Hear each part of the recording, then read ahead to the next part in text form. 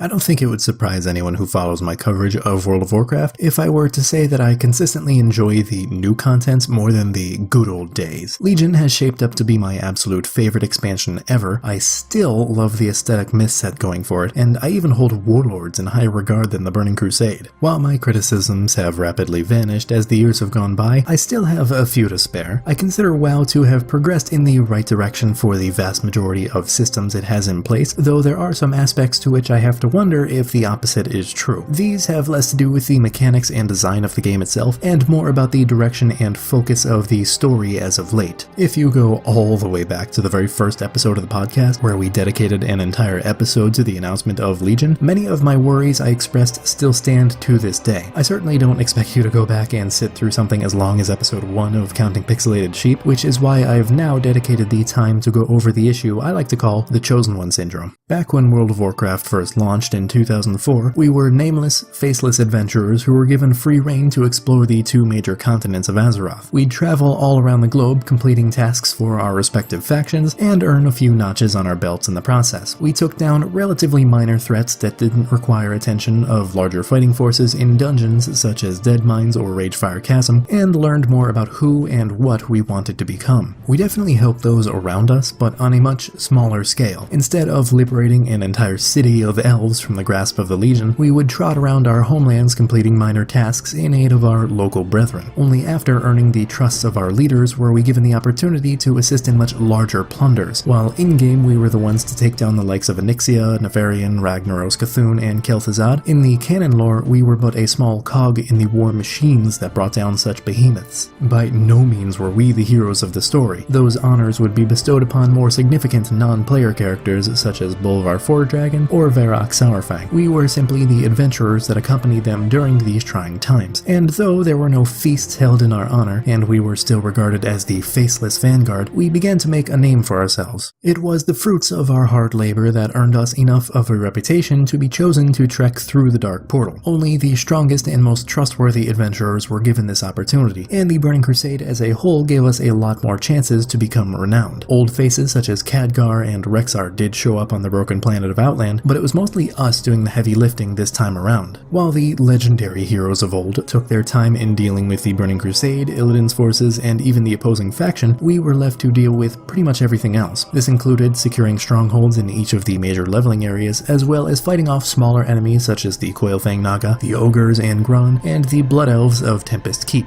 Illidan, Stormage, and Kil'jaeden may have stolen most of the spotlight in regards to the glorious victories of this expansion pack, but taking down the likes of Kael'thas Sunstrider, Lady Vashj, and Gruul is no small feat, and believe it or not, it is canon that a band of charismatic adventurers, aka us, fought off such threats throughout our campaign. This, compiled with the fact that we also aid our leaders in taking down the aforementioned big baddies, has us moving into Wrath of the Lich King with much more prestige than we had previously. I won't spend all video explaining the major accomplishments we as players can boast throughout the expansions, but I do want you to keep in mind the pattern of us slowly gaining more and more credit for these events. We were Alexstrasza's chosen few to take on Malygos during the Nexus War, Tyrion Fordring specifically wanted us by his side when confronting Arthas, and we took the honor of guarding Thrall and the dragon aspects when defeating Deathwing. All of this breaks into a new threshold of prestige during Mists of Pandaria, when we are effectively left on the continent to do whatever we want. We start off in the Jade Forest fighting for our respective factions, and end it coming together to siege Orgrimmar of all places, and dismantling Garrosh Hellscream's true horde. We're revered as heroes to all, and given an incredible promotion when next we fight. I'll save my reservations about the necessity for traveling to alternate reality Draenor, especially because I've pretty much said everything I could about that in the very first episode of this particular series. What I'd like to focus on more right now is the fact that we are regarded as a general in our faction's campaign against the alternate reality Iron Horde. Don't you think it's a little much to give players ultimate control of what goes on for what is essentially a strike force preempting an all-out war? Granted, you're shoehorned into a relatively linear progression system so that everyone can end at the exact same place by the end of the expansion. Surely there are more deserving characters that could lead the charge as figureheads for the Alliance and Horde. Off the top of my head, Thrall or Rexxar could have done well for the Horde, and Murad or maybe even Jaina Proudmoore could have led the Alliance. Some of these characters were present during Warlords, but most of them just went off to do their own things, only occasionally showing up to work together with us for various quest chains. Especially after defeating Garrosh by the end of the leveling experience, it felt like there was no need for us to even be on on Draenor anymore. Our role as leader was drastically less meaningful as a result of the Iron Horde crumbling beneath our feet. There wasn't any challenge in it, and to be honest, it felt like we were the only seasoned veterans on the battlefield. Even when the Burning Legion took control of the remainder of the alternate reality horde, they didn't stand a chance against us. And I mean us as an individual, let alone the actual armies we'd amassed up until that point. It very much treaded a thin line between holding a title of prestige and actually deserving said title. And this brings us to present day, where we've just about hit the tail end of Legion and have decimated everyone in our way. The upside here is that the demons weren't pushovers this time around, giving us an actual sense of accomplishment for succeeding, though that doesn't fix the issue of our high standing among our peers. While we weren't leading battalions of Alliance or Horde soldiers, we were placed in charge of our respective class orders. This is something that I almost have to take more offense towards compared to being a freaking general, because there's no way in hell that we should ever be leading our fellow warriors or druids or priests or anyone else for that matter. We've certainly proven ourselves in being highly skilled in our craft, but I don't think that puts us above literal legends like Humul Runetotem, Alansis Fowl, Corona Half-Orcan, or god forbid Thrall. Besides the demon hunters and possibly the monks, I don't see any reason why we should have ever been regarded as the leaders of our class orders. Jay Starkweaver is probably the only noteworthy Illidari that has leadership potential, and there aren't that many notable monks that could lead their people besides maybe Chen Stormstout, though I'm not even sure that he'd want such a responsibility if I'm being honest. Though in every other instance, I could name at least one follower you have that would likely be more equipped to lead your people than you. At the very least, we weren't sending our followers out on missions that were more exciting than what we were doing, because we had plenty on our plates as well. Though I don't know if that excuses this oversight in social standing, because where left do we have to go? I'm not even joking, the only thing we haven't done is lead our entire faction, and I severely hope that won't happen. Can you imagine the nightmare for any of the authors that work with Blizzard in trying to write a novel about what happened in Legion? Who are your characters? What classes are they? And what turn of events is considered canon in this regard? It may be slightly amusing to bring certain RTS elements into the game by adding the command table, but why do we have to be the head honcho in order to utilize such tools? If this game design is truly necessary, why not create a slight separation between who your character is and what those around you are designated to do? You can control what the NPCs do without being their absolute ruler. For all of my bitching up until this point, I can understand what Blizzard is trying to do. By this point in the game's life cycle, players that have progressed to the endgame have experienced everything from being the nameless noob to the guy in charge. I just don't agree with how far they've brought it. The pinnacle of feeling useful for your character's exploits without affecting the world outside of your account is being regarded as a legendary adventurer. You've accomplished a lot, but you're certainly not leading anyone besides your personal bodyguards and class pets. A standing such as that creates balance, because you can always add more notches onto your belt without stealing glory from the characters that certifiably exist within the game's universe. I know damn well that my warrior only exists in what is essentially a pocket dimension of Warcraft, and that's fine, because it ensures that he doesn't become too important to that world. I do have faith that Blizzard won't take this too far, especially after seeing the beginnings of what they have in store for Battle for Azeroth, but that doesn't mean that they're immune from making mistakes. Hell, in the Druid Order Hall, Humul Runetotem will occasionally refer to you as Shan'do. For those not familiar with Druid lore, that's a term used in regard to your elders, though it translates literally to honored teacher. In no way is